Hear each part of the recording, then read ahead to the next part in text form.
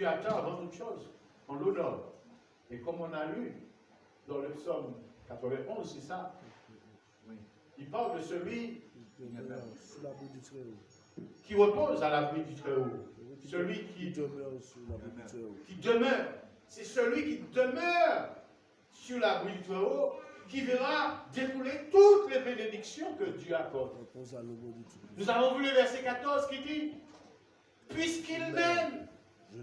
C'est celui qui aime Dieu qui sera délivré. C'est celui qui aime Dieu qui verra que 10 000 tombent à sa droite, à sa gauche et 10 000 à sa droite. Mais c'est celui qui aime Dieu. Et qu'est-ce que celui qui aime Dieu fait?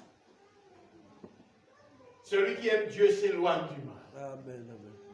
Celui qui aime Dieu abandonne le péché. Celui qui aime Dieu, eh bien, il cherche à ce que sa vie soit une vie de sanctification tous les jours. Et s'il dérape, il se ressaisit. David dit, tant que je me suis tué, mes os se consumaient, ma vigueur n'était que sécheresse, etc. Mais quand j'ai dit, j'ai pris une décision, j'ai décidé, j'ai choisi de plaire à Dieu, il a dit que Dieu a renouvelé ses forces.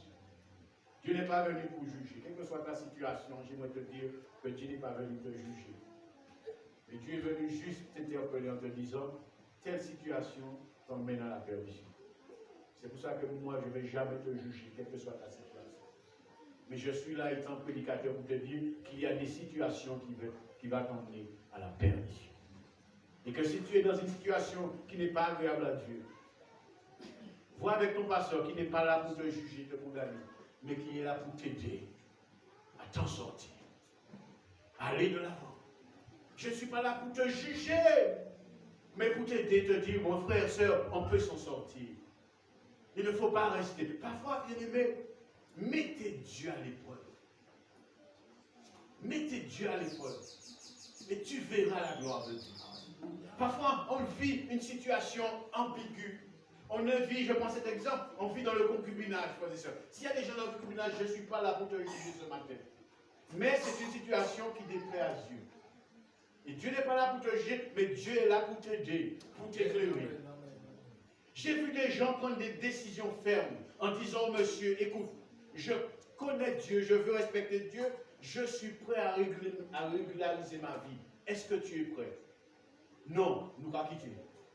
Mettez Dieu à l'épreuve et vous verrez la gloire de Dieu. Amen.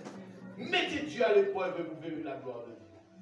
Frères et sœurs, faisons Dieu confiance parce que Dieu a toujours quelque chose de meilleur pour nous. N'ayons pas peur.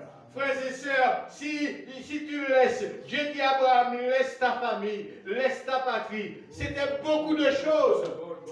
Mais Abraham n'a pas regardé ce qu'il allait perdre. Mais il a regardé à Dieu et Abraham est devenu le père de la foi. Abraham est devenu un homme très riche parce qu'il n'a pas regardé à ce qu'il allait perdre, mais il a regardé à Dieu qui est celui qui est la source de toute bénédiction.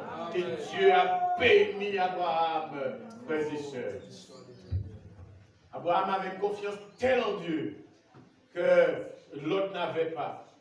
Arrivé dans une situation, ils étaient très nombreux, ils ne pouvaient pas rester ensemble.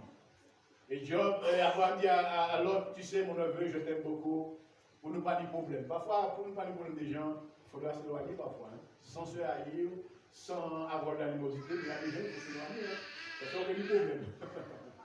Abraham dit, Abraham fait tellement confiance à Dieu, il ne regarde pas ce qu'il perd, il laisse le choix à l'autre. Il laisse le choix à l'autre. Parce qu'il sait que je suis relié au Tout-Puissant. Et c'est lui qui me guidera et qui me bénira. Il dit, l'autre, fais ce que tu veux. Si tu vas à droite, je vais à gauche. Si tu vas à gauche, je vais à droite. Je comprends l'autre. L'autre regarde là où c'est mieux. Si tu me donnes le choix, fort, si tu me donnes le choix, dis-toi bien que je vais réfléchir et que je vais choisir la meilleure des parts. Mais Abraham n'a pas cette logique. La logique d'Abraham, c'est ce que Dieu attend de moi. Et l'autre parle de pays, la plaine où l'herbe est plus verte, où il y a boue, il y a une abondance. Abraham dit, il n'y a pas de problème, mon abondance c'est Dieu. Alléluia.